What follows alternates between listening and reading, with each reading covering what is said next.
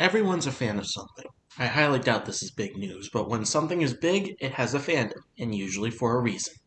I joined a college class on this idea, and my interest died when it was just sports and nothing more.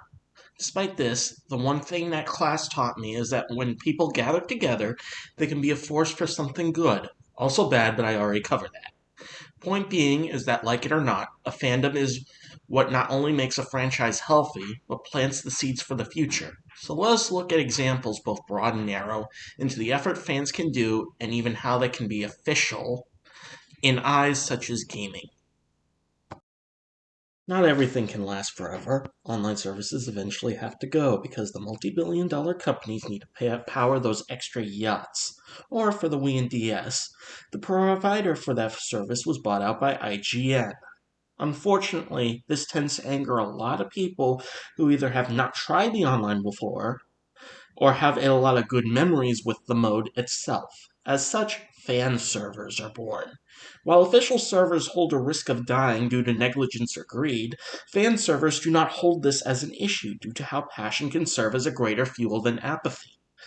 Fan servers tend to hold a passionate community, and while communication can be tough initially, social media like Discord can mend that easily.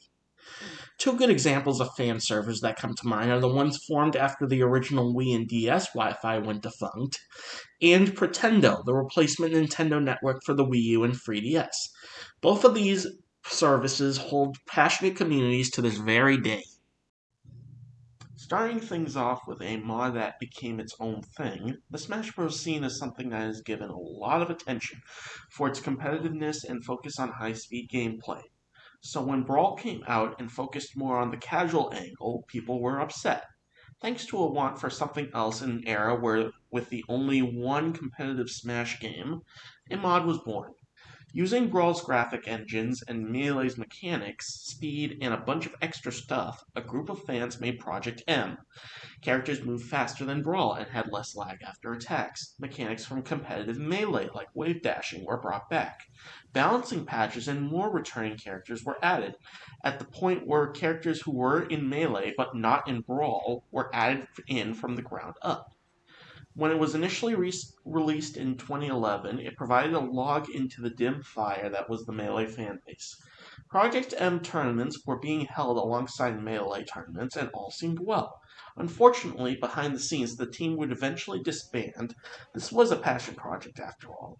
Despite the disbanding, the mod would continue under multiple paths, each with their own history in tournaments and gatherings, and most even add new characters into the mix, including ones new to Smash as a whole.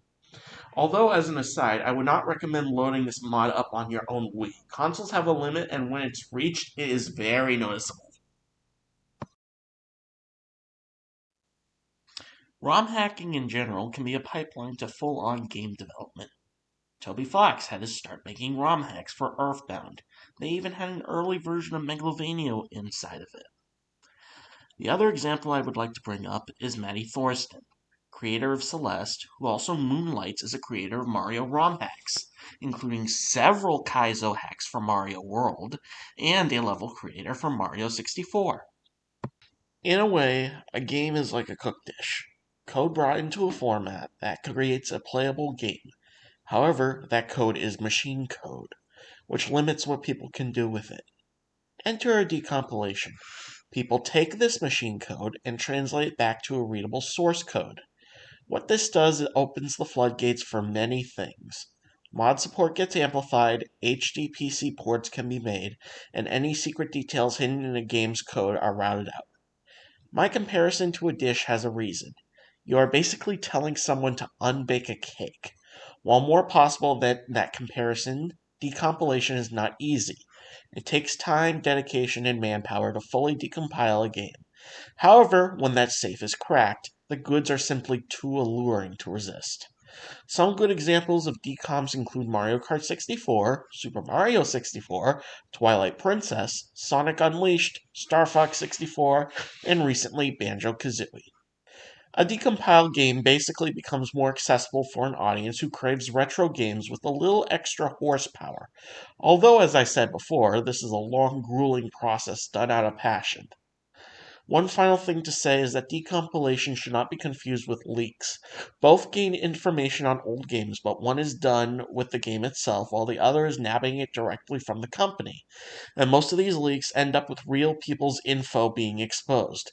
And while the info revealed is really cool, when people are at risk it becomes an issue. Especially more recent ones like Insomniac Games, which reveal company plans and personal info on a lot of workers. Thank you for watching my video. I wanted to make a video-sized video for a change, and I wanted to talk about the positive impact fans have to make up for my rants. Roughly part of a bigger series that I have in mind. I want people to see if this is what they want, and I wanted to introduce it in a nice and quaint way. If you like the video, leave a like and subscribe, especially since I plan on doing more for this series.